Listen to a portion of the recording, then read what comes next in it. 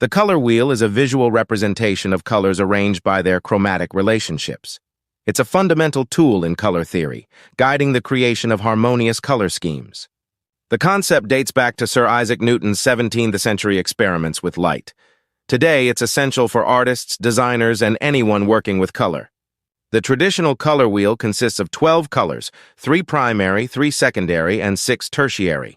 Alternative models like RGB, red, green, blue, for digital displays and CMYK, cyan, magenta, yellow, key, black, for printing also exist.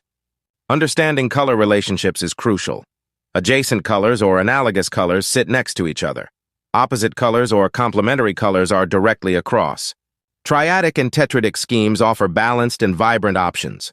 The color wheel is invaluable in graphic design, fashion, interior design, digital media, and fine arts.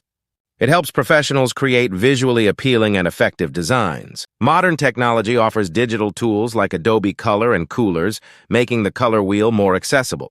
These tools help in generating color schemes and ensuring color accuracy across different media. Learn more about the color wheel at colors.guide.